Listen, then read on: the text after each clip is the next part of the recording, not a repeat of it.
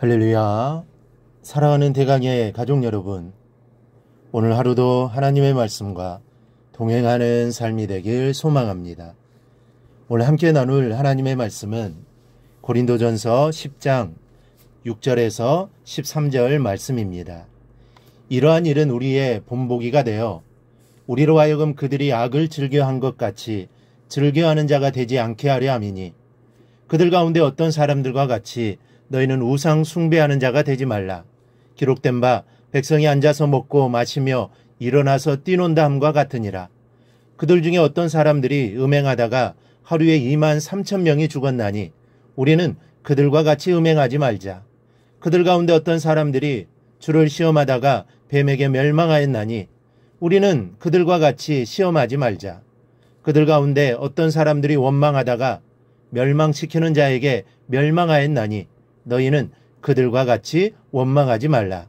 그들에게 일어난 이런 일은 본보기가 되고 또한 말세를 만난 우리를 깨우치기 위하여 기록되었느니라.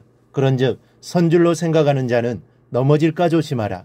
사람이 감당할 시험 밖에는 너희가 당한 것이 없나니 오직 하나님은 미쁘사 너희가 감당하지 못할 시험 당함을 허락하지 아니하시고 시험 당할 즈음에 또한 피할 길을 내사 너희로 능히 감당하게 하시느니라. 아멘. 오늘은 어제에 이어 본문에 기록된 이스라엘이 멸망하게 된 4가지 이유 중에 나머지 2가지 이유를 함께 살펴보므로 은혜를 나누고자 합니다. 어제는 이스라엘이 멸망하게 된 이유로 우상 숭배와 음행을 말씀드린 바가 있습니다. 그리고 우리가 하나님이 싫어하시는 우상 숭배와 음행을 버리고 하나님이 기뻐하시는 삶을 또 살아야 한다는 것을 살펴보았습니다. 오늘은 그 나머지에 해당합니다. 첫째는 하나님을 시험하는 것입니다. 우리가 이 말을 이해하려면 시험이 무엇인지를 먼저 정확하게 이해하는 일이 중요합니다. 이 본문의 시험으로 번역된 말은 ekpeira조라는 말인데 시험하다, 증명하다, 철저히 조사하다라는 뜻을 갖고 있습니다. 이 영어 성경에서는 이 단어를 이 테스트라고 이 번역해 놓습니다. 즉 이 말은 물건이나 사람 같은 어떤 특정한 대상이 기준에 합치하는가, 사용에 견딜 수 있는가 따위를 조사한다는 말입니다. 그런데 이 말이 하나님께 대하여 사용되었으니까 좀 직설적으로 말하면 하나님의 인격, 품질, 성능을 검사한다라는 뜻이 됩니다. 예를 들어 이 본문에 있는 내용으로 설명을 드리면 이런 식입니다. 성도의 마음에 음욕이 생겼습니다. 여자를 탐하고 또 남자를 원하는 마음이 생긴 겁니다. 그럴 때 이 사람은 그 음욕을 실행하고 싶어 합니다. 그러나 음행하지 말라고 말씀하시는 하나님이 걸립니다. 그런데 그만 음욕을 이기지 못하고 스스로 생각하기를 한 번쯤은 괜찮겠지라고 생각하거나 이 정도까지는 괜찮을 거야 라고 생각하고는 결국에는 음행을 저질렀습니다. 그래서 저질러 놓고는 은근히 불안해하고 있는데 뜻밖의 하나님의 징계가 즉각적으로 나타나질 않는 겁니다. 그러니까 처음에는 불안했다가도 시간이 지나면서 점점 한 번 더 하는 마음, 이것도 한 번 하는 마음에 사로잡혀서 점점 깊이 음욕 속으로 빠져들어갑니다. 언제까지일까요? 하나님의 징계를 받을 때까지입니다. 그때까지 계속하는 것이죠. 하나님을 시험하지 말라는 것은 이렇게 하나님을 만홀히 여기지 말라는 말씀입니다. 죄를 지었는데도 하나님이 징계하시진 않는다고 해서 마치 하나님의 사랑과 인내의 한계가 어디까지인지 알아볼 양처럼 계속해서 죄를 짓지 말라는 말씀입니다. 그렇게 하나님을 시험하다가는 어느 날 갑자기 멸망하는 결과를 당하게 되니까 스스로 시험에 빠질 유혹은 칼로 자르듯이 애초에 물리치라는 말씀입니다. 여러분은 어떻습니까?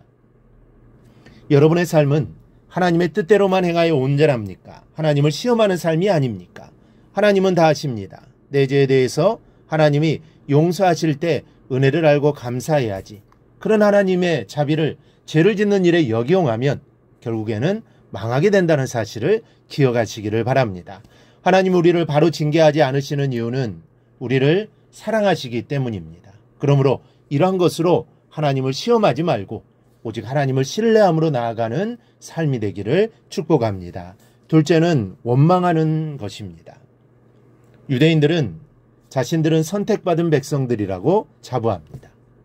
하나님을 섬기기 위해서 특별히 선택되었다는 것이죠. 그런데 제가 보기에 유대인들은 원망하기 위해 선택받은 것 같습니다. 출애굽 당시에 얼마나 원망을 입에 달고 살았습니까? 가나안 땅을 목전에 두고 12 정탐꾼을 보고를 받았을 때도 이스라엘 백성들은 하나님과 모세를 원망했습니다. 그 바람에 여호수아와 갈렙을 제외하고는 단 한 사람도 약속받은 가나안 땅에 들어가지를 못했습니다. 물이 없다고 원망하고 길이 좋지 않다고 원망하고 먹을 것이 없다고 원망하고 그들의 삶은 늘 하나님과 모세를 원망하는 삶이었습니다. 여러분, 원망 그 자체가 문제가 아닙니다. 그 거슬리는 말도 문제지만 더 큰 문제는 원망을 토하게 한 마음속에 불신에 있습니다. 믿지 못하기 때문에 원망하게 되는 것입니다. 하나님을 믿는다면 왜 원망하겠으며 사람이 서로를 믿는다면 무슨 원망, 무슨 불평불만이 있겠습니까? 원망은 근본적으로 불신에서 나오는 것입니다. 원망하게 되면 망할 수밖에 없는 것이 그래서 그렇습니다. 하나님을 원망하면 하나님을 불신하는 것이니 하나님께 심판받을 수밖에 없고, 사람이 서로를 원망한다면 서로의 사이에 신뢰가 없다는 것이니 자멸할 수밖에 없는 것입니다. 그러니 하나님을 향하여 원망하거나 서로를 향하여 원망하지 않기를 바랍니다. 오직 하나님을 향해서는 서로를 대해서든 믿는 마음으로 대하시기를 바랍니다. 그럴 때 원망은 사라지고 신뢰가 쌓이게 될 것입니다. 여러분, 어제 오늘 말씀드린 멸망의 4가지 원인은 항상 우리를 찾아오는 시험입니다. 이 중 어떤 사람은 세상을 더 사랑하는 우상 숭배의 약점을 갖고 있을 겁니다. 또 어떤 사람은 음행에, 어떤 사람은 하나님을 시험하는 것에, 또 어떤 사람은 원망에 약점을 갖고 있을 겁니다. 그러나 악에게 지지 말고 선으로 악을 이기십시오. 하나님 오늘 이렇게 말씀합니다. 사람이 감당할 시험 밖에는 당한 것이 없다. 피할 길을 내사 능히 감당하게 하신다라고 말씀합니다. 이 말씀을 믿고 믿음으로 유혹을 이겨 승리하는 우리 성도들이 되기를 바랍니다. 그리하여 하나님을 기쁘시게 드리는 성도들이 다 되기를 주님의 이름으로 축원합니다. 오늘 묵상한 말씀을 굳게 잡고 삶으로 실천하며 살아내는 대강의 모든 성도들이 되기를 축복합니다.